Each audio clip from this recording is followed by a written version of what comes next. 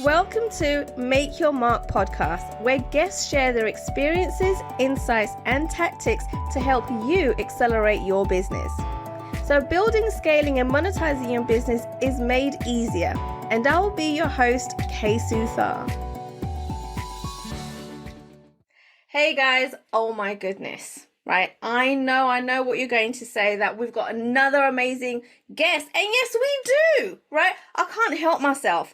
Oh my goodness, her name is Sarah Abel. But get this, guys, right? She shows you how to find money for your business. Yes, there's money out there apparently. There's millions out there that you can be applying for and using in your business. And she knows exactly where they are. Like it's a secret, but not for Sarah. And today, she's going to be explaining to us why we need to be setting up our business the right way in order to be able to get our hands on this money, right? So guys, stay tuned because she's going to be spilling all the secrets about funding. Oh my goodness, Sarah, I am so excited to have you here. Oh, thank you, Kay. I'm excited to be here. Right, when you started telling me about funding, right, and I started learning more and more, right, I had no idea there was so much money around. No, and it came as a surprise to me as well that people didn't know, if you know what I mean. So I think back in I think I went on online back in, I think it was in 2020. I'd already built quite a successful business there already, and I only went online because I was working with some of the employers I was working with this funding to keep in touch with them. And I went on there basically to tell them where the grants were that they could get hold of while COVID was happening, and how to apply them, how to set their business up to be able to get them, and do all the things that you need to do. And it literally was like 40 salons at the time, because my background is from the hair and beauty sector. So it was like literally 40 salons, and it grew in about 8 weeks to like 700. It was like literally like, and then it was like, oh my God, these people don't know what to do. And it became like, I realized people either have got, most people get into business because they want time and money. That's what they want. Okay. And what we often find when we start our businesses is that we get some money, but we have no time. Do you see what I mean? So it was like, okay, these people don't know that about it. And then I would start talking to them about not just that, about the way that their business was already set up. And I began to realize very, very quickly, even if they went for funding, they wouldn't probably get the funding because they haven't got the systems and the processes and everything you need to be able to have it. Because when you do get funding, it's a lot of money, and you have to be able to deliver, and you have to get outcomes, and you have to be able to show people that you are making a difference. So your funders are giving you the money to develop people, and if you can't give them those outcomes, you're not going to get it again. So like for me, it was like, okay. And the other thing is we wanted to scale even bigger, so we were looking for maybe people that had the expertise in what they do, but didn't know how to put the money behind it. Does that make sense? To get it out there, and then didn't know then how to set the business up when the money comes in, because you know, when it starts flowing in, you get, it's a lot of money. Do you know what I mean? Like you can get contracts of like £500,000. How do you deliver that type of money if you haven't got everything set up in the background? And it was like, okay, there's two things here that people need. They haven't got. I know how to do it. How can I now make that part of my business to help them to be able to grow and scale? Do you know what I mean? And I think that's how it all come about, really. Oh my goodness. Okay, I want to get more into this, right? But before we do, I would love for you to share, right, how you got into this industry, right? Like, what did your journey look like? Because you have a 7-figure business now. Now, that doesn't come easy, and it most definitely doesn't happen overnight, right? It definitely doesn't overall. And I'm probably, if you go on my social media, I'm the one that's telling everybody, listen, when you hear these people telling you can make millions tomorrow, it's absolutely a lie. Do you know what I mean? I've never met people that have made a lot of money and sustained it. Do you know what I mean? Because like everyone can have a big pot of money from somewhere and then spend it all and then it's gone. But you Right. need to be able to sustain it. And I suppose I've come from like, I mean, my very first business was in 2001. Okay. So we're now in 2024. So it's 24, years. And when I say my first business, I had little businesses when I was younger, like as in tried everything. The Silver Neve, we had a milk franchise. Oh my God. What? Oh, Wait. Oh, wait, hold on a minute. A milk franchise. yeah, we had a milk What franchise. does that even look like? It was horrendous. I can tell you that. My husband was, it's a milkman, but basically what the dairy keeps your money and you do all the work. And that's exactly what I found out in like 2 years. It was my poor husband was like working 6 days a week and it was horrendous. And I would never recommend it to anybody. Do you know what I mean? So, but we learned loads of stuff on that, like you learn along the way. And when I say I had my first business, I mean my first business that worked. Does that make sense? The first business that actually I grew and I was making some money out of it. Whereas all the other businesses, I had them, but they were side hustles. Does that make sense? I did it while I was in a job. Right. Okay. So, from what I'm hearing, right, you were really like business savvy from a very young age and you dabbled on several different things. Now, I'm just curious, right? I'm curious. What kind of things did you dabble in that didn't quite work, right? And what were some of the lessons you learned from those? Okay. So I did network marketing. Oh, I learned, yeah, I don't know if you've ever heard of Amway. It was a long yeah. time ago, years ago. Mhm. Learned loads from them. I learned about about communicating with people. I learned that if you are going to be successful in life, you need to be able to take other people with you. Do you know what I mean? You can't be successful in life just on your own. And people that think that they can, you just burn out. Do you know what I mean? You just can't. You need other people on your board. So that's one of the things I learned from that. From the milk franchise, I learned if you build relationships with your clients and you look after them, they will look after you. Do you know what I mean? They were Okay. like, so that was another thing I learned. I did so I learned flowers. Me and my husband had like like party flowers. So we would like put these flower things together and Right. yeah, I learned that I was rubbish at it. Wait, was your husband better at it than you? Yeah, he was better at it than me. You know what I mean? He was because he's more creative, as in like I'm creative in the head. He's Right. creative in the With his like hands. yeah, he's Right. amazing, totally Mhm. amazing.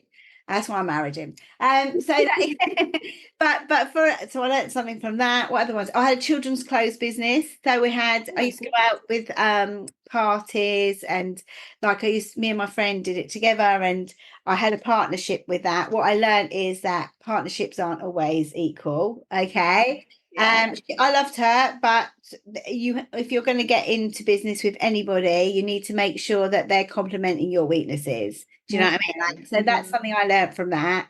I'm trying to think what else I did. So I did that. Probably. Oh yeah, we did we say no, we sold clothes. So I did like as well as that, we did like fashion shows. Does that make sense? I Right. learned when you're dealing with children, you have the parents to deal with as well. Right. Yes. So there's a few things that I learned. And then obviously when my first business at work was a small salon. So like that was like literally I was an area sales manager for a company called Avon. I think most people have heard. Yes. Yeah. So I used to go out and find people to put those books through your doors. That's what I used to do. And Ah. I used to teach them how to sell products to the client. So Oh, I got interesting. two very big areas out. One was in Bexhill and one was in Ashford. I think I took one of those areas from like 400 in the country to 200 in 3 months. And then Wow. I took the other area from like, it was about 350 to nearly, I think when I left Avon, which was in 2001 when I started my new business, was I think it was something like 51 in the country. So I knew how to I learned how to motivate people. And then, like, these are self-employed women that they don't know what to do. They're just, Yeah. and I also learned in that, okay, which was a really big one, is when I very first went to work for Avon, was they gave me a book and they said, these are all the people that are in that area that are buy from it. Go and knock on all those doors to see if there's anyone that wants to take over this. Whoa. And I learned that I wanted to be home for 5 o'clock. I didn't want to be there at midnight because that's the only time everyone was home. So what I did was I learned how that you have to go and niche and find people where those people went. So I realized that most people that would normally do this would be mums. And so I used to wait for the school run, wait till they were coming home after they dropped their kids off. I would park my car and then I'd walk up to them and say, "Hi, I'm Sarah. Yeah, I'm in Ah, the area. I just wonder if you know anybody that might be interested in making a bit of extra money. You could recommend to me. I'm from Avon," because it was well known then. yeah. They would either say, "Oh, what do I need to do?" Or I would get them, they would say, "Oh, I don't know anyone, but I know someone." Then I would take that name and then go to the next person, that person, and go, "Hi, Mm. Sally said down the road to come and speak to you." So that building relationships up and the referral stuff. I learned quite a lot of my selling techniques from doing that, basically. Wow. Okay. So again, one of the things that really is shouting out to me is that you were very strategic, right? And you learned that strategy is the way to go, Yeah. right? But then at the same time, I'm thinking what you did just there, right, is put a plan together, right? Go take your car to that location, wait for them, speak to that person. They're not interested, get a referral, then go to the next person. Like, that's a lot of work that most people wouldn't do. I know, totally. And it surprised me. It's helped me in my other business because when I did finally buy a salon, because what happened was I was an area sales manager. They wanted to make me a regional manager. I didn't want to do it because it meant leaving my children. So I Right. thought, okay, what can I do? And then I walked into a salon one Christmas and the woman said she was selling it. So I said, "Oh, how much do you want for it?" And she said, and it wasn't very a lot of money. It was a lot of money for me at that time, but it wasn't a lot of money now in the scheme of things. It was a Mhm. risk. Do you know what I mean? It was like, okay, if I'm going to take this business over, I'm going to have to learn how to do it. So that's exactly what I did. I learned from her how to run her business, and then I learned how to do nails, basically. and, Ah, and that's the way that we did it. And then I left my job and then took that business over. Failed quite a few times in it, do you know what I mean, like, as in, it weren't so much I weren't good at what I did. What I was really good at was building relationships. yeah. So when I wasn't that good at nails, people would come. If they didn't come back, I ring them. I go, "Why have you not come back?" They go, "Oh, my nails all fell off." And I go, "Come back in. I'll redo them." They'll Ah, just redo them. Do you know what I mean? Like, I had yeah. those people skills to understand that people were like, they wanted a good job, and if I wasn't going to give them, I was going to make sure that I gave them the good job. And then what I would do is I'd put like little on each of their nails, I'd put a little pattern on, because at those times there wasn't digital marketing out there. So what used to happen was is my salon was called That Nail Place Limited, because, Okay. and the reason I've named it that was because if you go out and you have some patterns on your nails, people will go things like, "Where'd you get your nails on?" "That nail place." Yeah. Oh, see, again, strategy. Check Yeah, you out. Oh my totally. goodness, I'm loving this. Okay, now you have tried so many different things, right? And each one being completely different to the other. Right? Was there ever a point where you're like, oh, screw this, this isn't even working. I'm just gonna stick to a Yeah. 9 to 5. Yeah, there was loads of times that I Yeah. felt like that. I think anyone that's been in business that says to you that they don't feel that at times, there's been times when I felt like walking away from my business, loads of times. But Mm. the difference is, I think, because I had when I was young, I had quite a lot of things happen to me as a child. I was a child carer for my mum. My dad took his own life. I was quite resilient. Do you know what I mean? Like, I'm a trier, and I always knew that my ultimate goal was to work for myself. I didn't want to. I'm not very good at working for people because I'm very, very creative. Do you know what I mean? In my head, I come up with ideas, and I get a big buzz from doing that. I'm a problem solver. Do you know? So I love solving problems. So being in a 9 to 5 job, I think would have made me really sad. Do you know what I mean? But and so I think the thing that stopped me walking away from those businesses was, if I don't do this, then what am I going to do? Do you know what I mean? What am I going to do if I don't do this? And because of that, I think every time I went down, I then thought, how am I going to get out of this? And there was loads of ways that I did it. Like I've gone and got investment from people, like, because people trusted me. I think because I'm very honest. I've always told people as it is. So I suppose, and I know that if I'm going to take money from somebody, I'm going to give them either a service, if that's what they paid me for, or I'm going to give their money back. I'm going to get their money back for them. Do you know what I mean? Because I could never, like, I've got such strong values around that. I wouldn't be able to live with myself. So, people fail in life all the time. I failed over and over and over again. I think in business, you will fail over and over again, but it's not about the failure, it's about the learn that you get from that failure. So you don't, I always say to people, even now when I'm training anybody, and I'm training business owners to grow their businesses but also get access to the government pots of money. I always say to them, don't ever feel that if something doesn't work out, that's the end of it. So, like, you might do a tender for something and you don't get that tender, but they'll give you feedback, and from that feedback you will learn, and then you'll do another tender, and then eventually you'll get that money, because that's how we got it. We literally would go for tenders, not get them, and then go, what can we do? And they give us feedback, so we would tweak our bids, and then we'd go again. Do you know what I mean? And go again until eventually we got a really big contract, and we got, like, I think we were out of, I think it was something like 2,000 training providers in the whole of the UK. Yeah, 50 only got it, and we were one of them. It was 500,000, so it was a lot of money. No way. Oh my goodness. All right, so I'm interested. How many tries did you try to do a bid before you got that contract? Probably, if I think back to it, probably 5 or 6. Do you know what I mean? Because but those bids don't take overnight. Like, sometimes, like Julie and I, who is the other director, and this is another thing, she wasn't in my business originally, and this is what I mean about building a team around you. Don't just be so reliant on you. And I think a lot of small businesses, when I speak to them, I don't want to employ anybody. I had a nightmare with employing people, and I'm never doing it again, because they might have come from another thing. So did I. Do you know what I mean? And I had loads. I think, if you were to sit down, and I can tell you all the things, I've had people steal off me, I've had people clients off me, I've had people, it's just part of being an employer. You're going to go through those.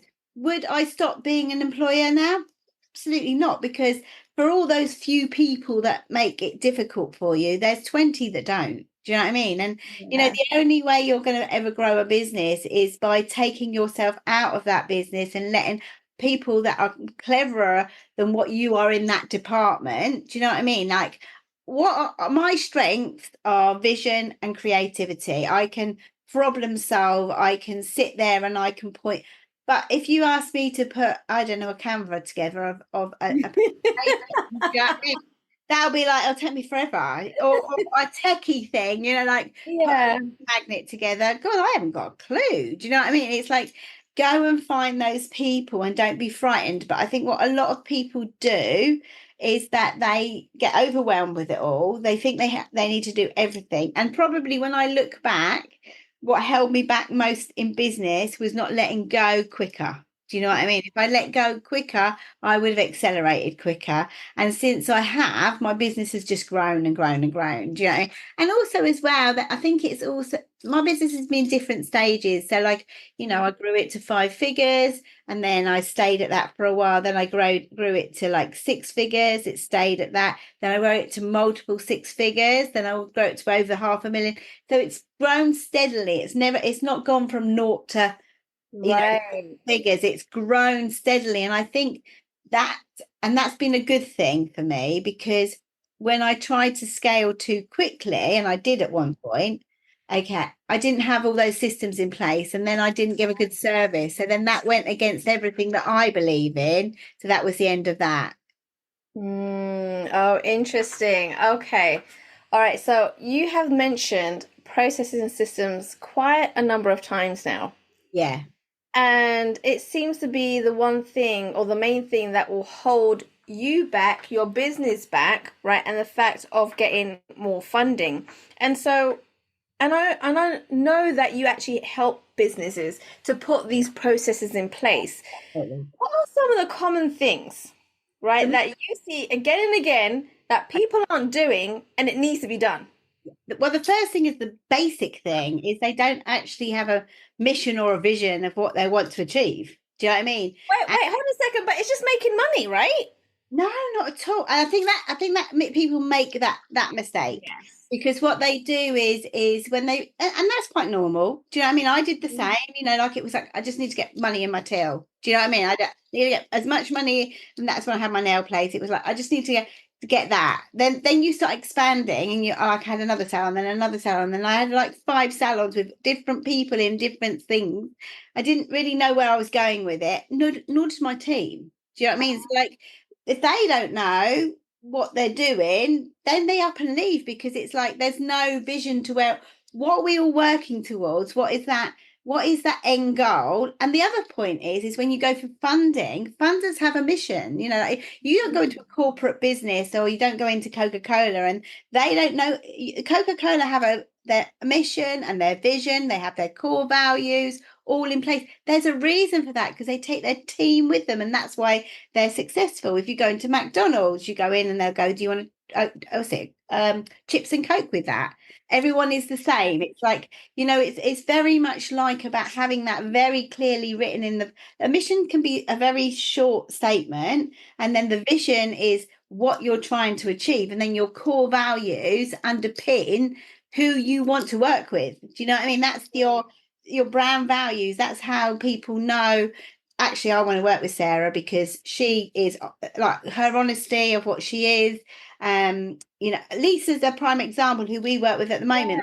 Integrity to her is a very important value. Mhm. So she's not going to work with anybody that haven't got integrity. So you can make some, and your team can make those decisions. So, like an example is if they've got a difficulty with a client, they're the things I ask them. Okay, this client, are they keeping it real? Are they committed to succeed? Are they have they got a passion for learning something new? Do you know what I mean?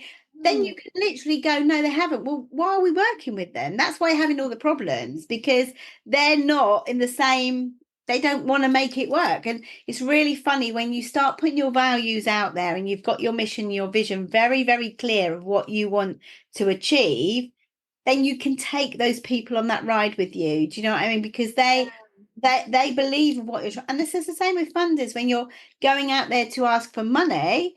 They need to know what you're trying to achieve. Does that align with what they want to? I mean, I had a meeting with a possible subcontractor because we don't just fund directly to government. You can contract with other training providers if you have all this stuff in here. Do you know what I mean? And so Right. if I wanted to have some money in London that we wanted to use, the reason we got that tender was because when they started talking to us, they said we aligned with their values. Do you see what I mean? And that's Okay. what I'm saying.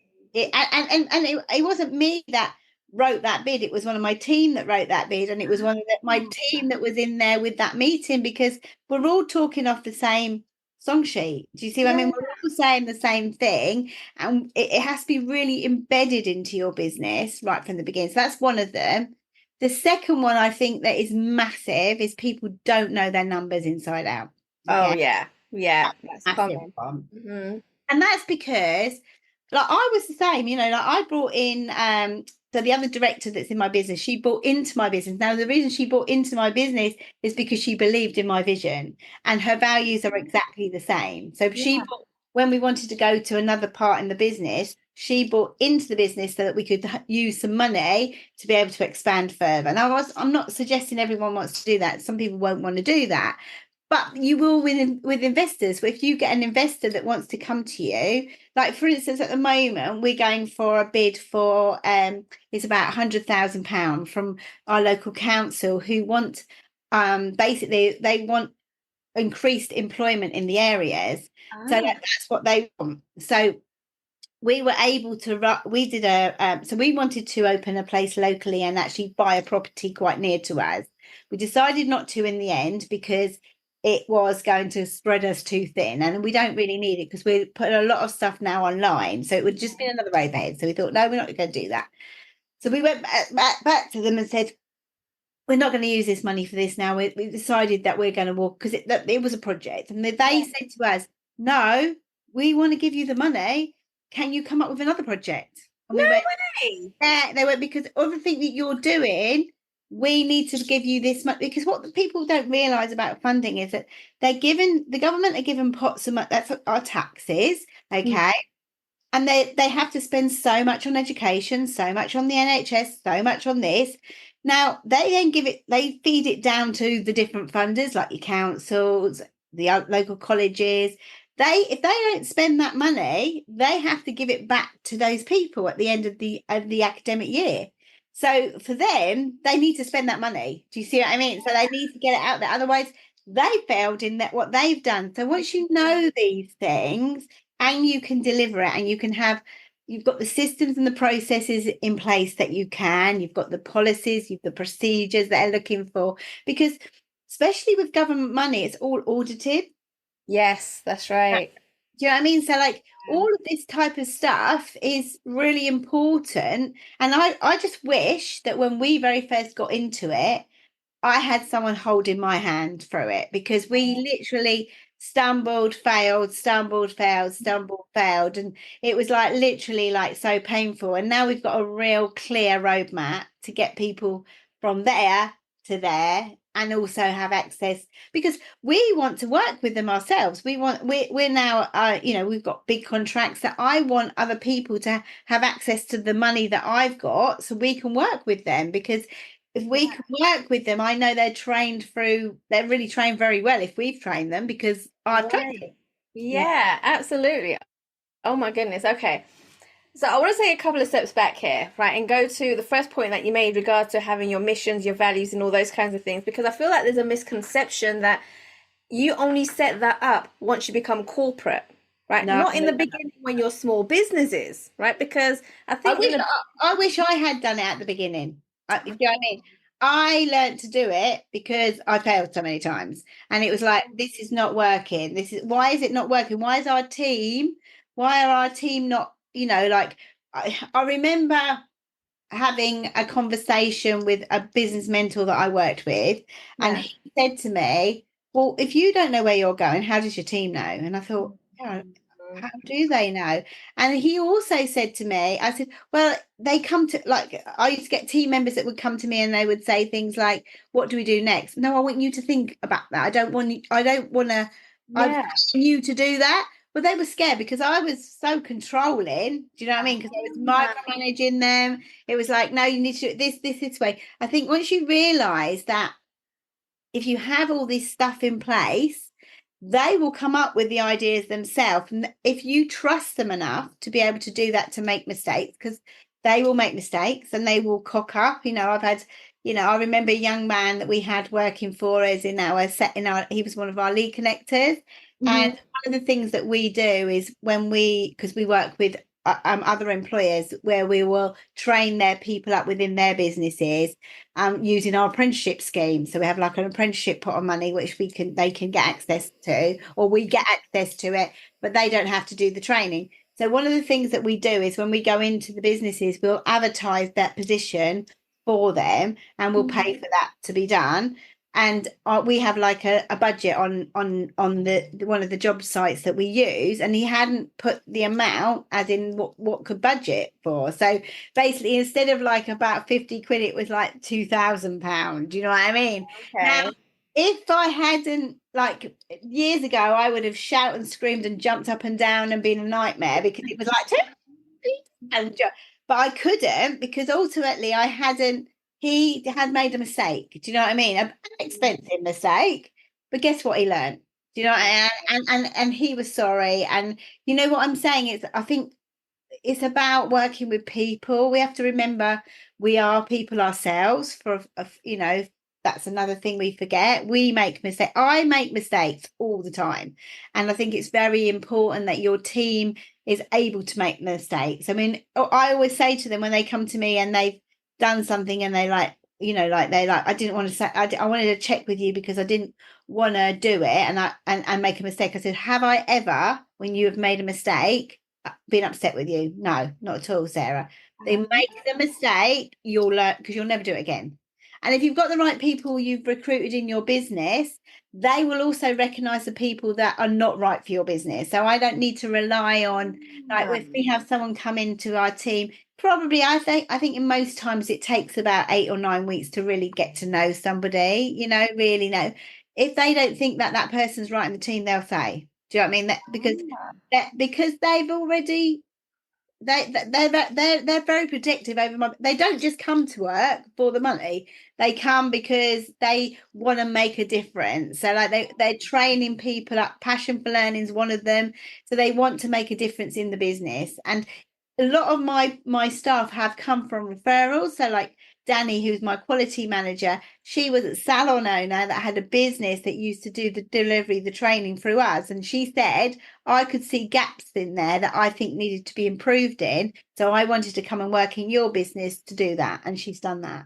Do you know what I mean? So like that's the type of people you want. She liked me. She liked Julie. She liked what we stood for.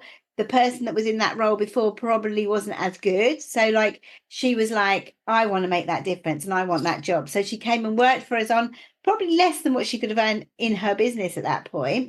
Wow.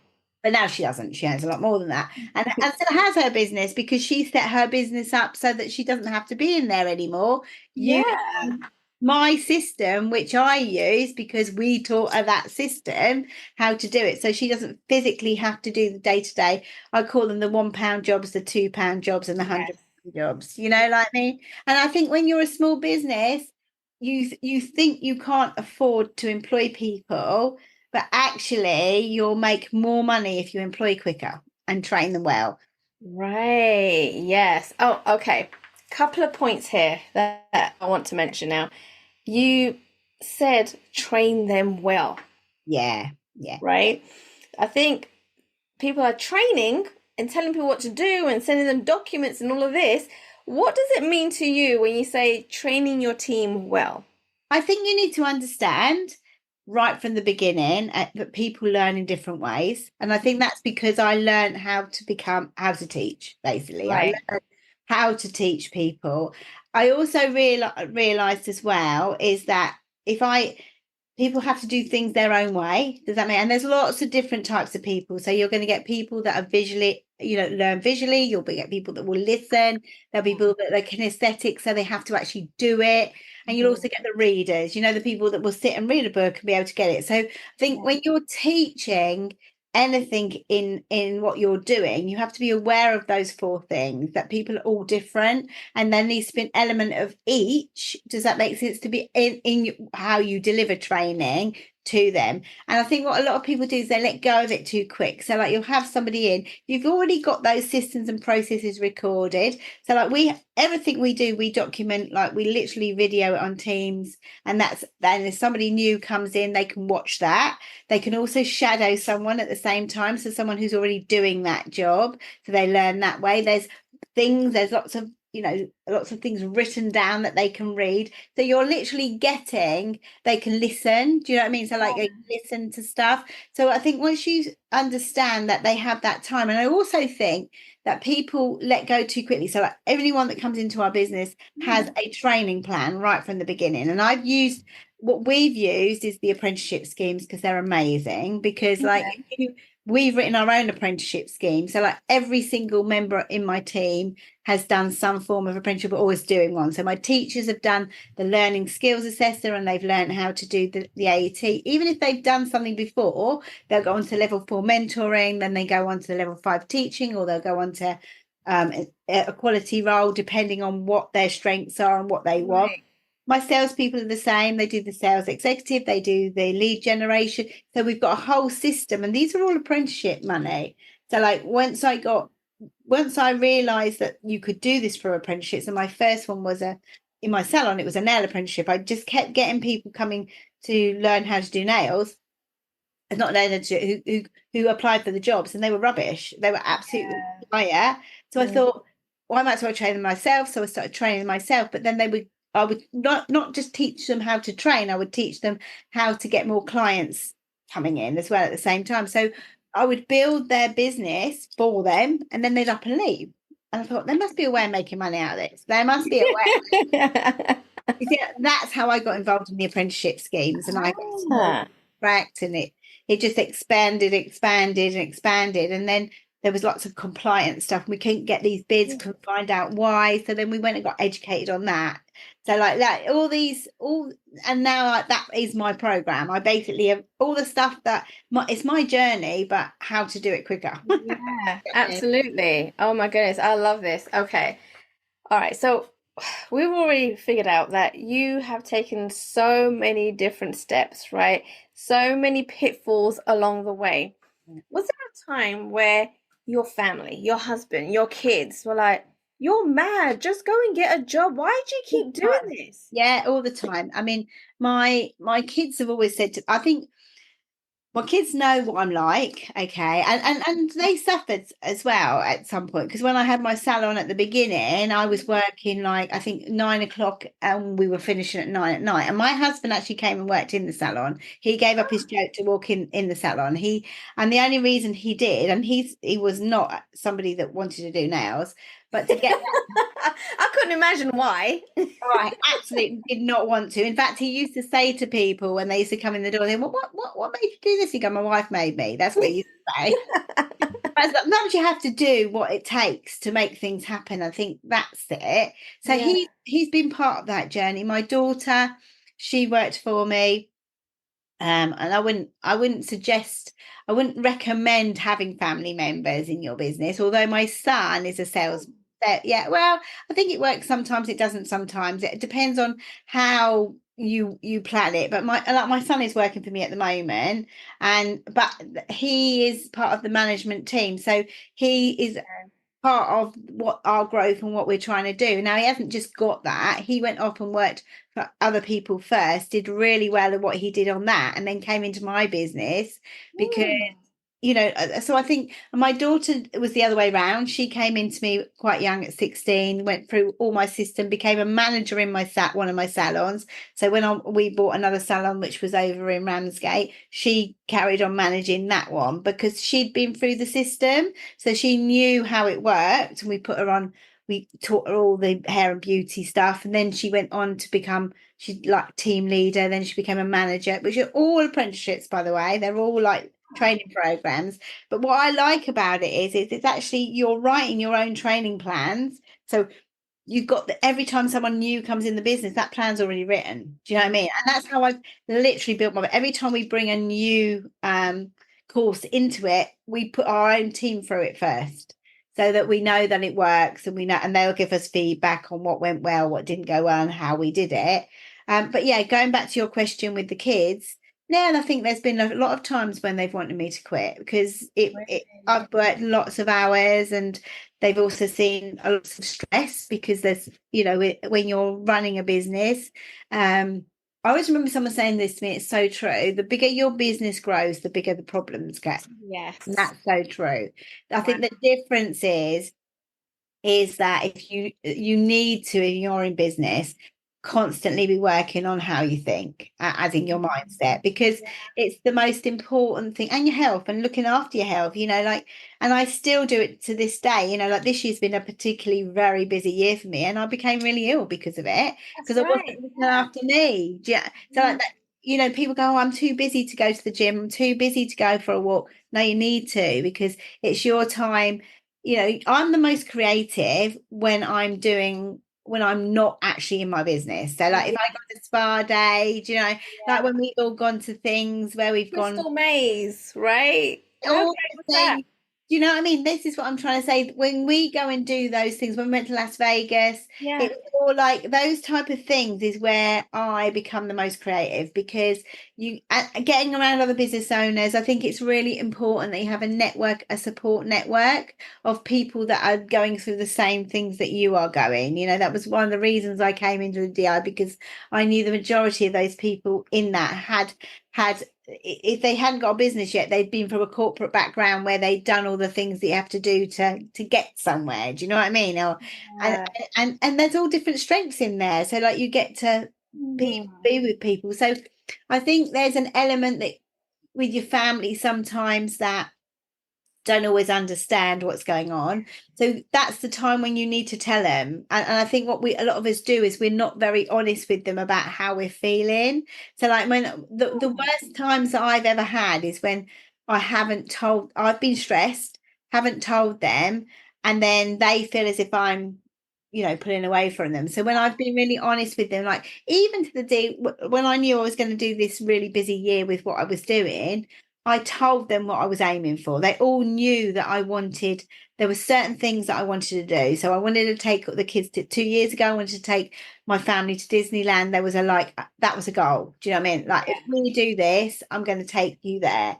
So they're grown, like, so if they've got to make sacrifices, haven't they? Because you're not going to be present with them all the time. So what I would do is say, okay, the next 2 months I'm going to be super busy and I'm not going to be around as much. I'm going to be traveling, but Yeah. if I do this, we'll do this. Do you know what I mean? Like, and I don't think they really they all say to me all the time. My daughter said to me yesterday, we took the kids to the Harry Potter world, the Oh, studios. nice. Do you know what I mean? So it's important to put those things in your diary. So like, Right. she said to me, Mum, we don't mind, like, because she knows how poorly I've been, and she just said to me, we don't mind whether you're successful or you're not successful. We just want you in our lives, so don't make yourself Oh, poorly. Do you know what I mean? So yeah. that's how my family have always been. They've always been very, very supportive. My husband's amazing. Do you know what I mean? Like he's very much not a business person in any shape or form. We're chalk and cheese. But if I hadn't got him in my life, then I don't know whether I would have been so successful, because when I needed to step away from the business and I can just be Sarah, I'm not a businesswoman anymore, and I can go in and, like, put what I call my comfy slippers on, and do you know what I mean? Hang Yeah. out with no bra, all those things. Do you know what I mean? Oh, we Like, did have conversations about that race that you do. absolutely, yes. I was going to say, totally. Do you know, all those type of things? If you haven't got, I think if you haven't got the support of people around you, sometimes I think it's very easy to get so wrapped up in your business that you get to a point, and this has happened to me, where I've got to, and I've had to go, no, why am I doing this? I'm doing it to be, this. And it's funny because I was talking to Rennie the other day, and I said, I've just had a realization. She said, you seem really much happier. I went, yeah, I've just realized that I have everything I want. I've got my kids, I've got I've got a nice life, and I don't need to strive. I hear these people all the time saying, I'm going to be 5 figures, I'm going to be 10 figures, I'm going to be 11 figures. Why? You need to decide what your money pot is. What is it? What does that look like to you? And then build a business around that money pot. When you get to that money pot and you've got the life you want, be okay about saying, that's fine, I'm happy now. Do you know what I Yeah. mean? Because I think so many people don't. I think, and then they look back on their life, and I don't want to be that person that when I go to die, that I haven't done the things I wanted to do. Does that make sense? But I also don't want to be that person that looks back and goes, I missed out on all this. And when my kids were little, when I had the salon, which was part of the reason that I started my training academy, is I had to work in my business every single day. And when I stepped out of the business with my team, I still wasn't making the money I needed to be able to do the things that I wanted to do. So I thought the only way is to scale a business. Is a salon scalable?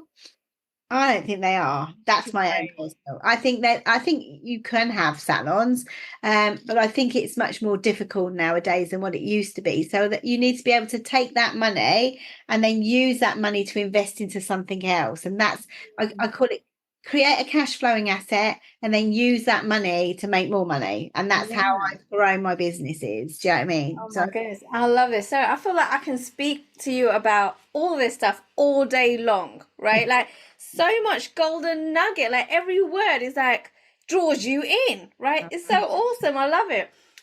And I know, right? People at this point are probably thinking, "Oh my goodness, I need to get hold of Sarah. I need to have a conversation with her. I need to follow her on social media." And a birdie tells me that you also have a free gift for everyone. Is that right? certainly have. I think this gift will basically, there's two things I've given you. One of them is about how ready you are for it. Okay. And then the second one is a presentation of actually the first few steps. So the first things are the missions. Do you know what I mean? So the one thing that you need straight away to be able, and why you need it. Do you know what I mean? The opportunities out there that you can get. So yeah, so I hope you all enjoy Oh, it. this is awesome, guys. The links will all be in the show notes. So make sure you scroll down and grab those free gifts, get started. And also, Sarah, if they want to get hold of you and connect with you on social media, where do they go? Okay, so I'm known as the Funding Godmother. Okay, they are on the. I think it's Sarah Abel Funding Godmother. I think that's what it is off the top of my head. And then you've obviously got TMB Skills Training, which is my other business. So there's two on there that you can get hold of me. Either one doesn't matter. If you just direct message me, there'll be somebody at the end of that will message and then say what you want to get hold of me and the reason why, and they'll get hold of me basically. Brilliant, guys. We'll put all the social media links in the show notes as well. So make sure you connect with her. Make sure you get the free gift and see if you can actually get on a call with her. Right? If you're ready to see where the gaps are in your business and you want to apply for funding, which, oh my goodness, if they're giving money away, why wouldn't you, right? But we need the right steps to understand how to do this. You need to speak to Sarah right now. Oh my goodness, Sarah, thank you so much for coming onto the show. And like I said, so much golden nuggets. Oh my goodness. Thank you. I've loved coming on here, Kay. You know I love to talk, so there you go. I love it. I love it. Thank you once again, Sarah. Thanks for listening to Make Your Mark podcast at www.makeyourmarkpodcast.com. Make sure you hit that subscribe button so you get this and every other episode that comes out. We have lots of great stuff coming, so make sure you hit subscribe so you don't miss it. And thank you in advance for all the reviews and comments. I appreciate it so much. And I look forward to serving you in next week's episode.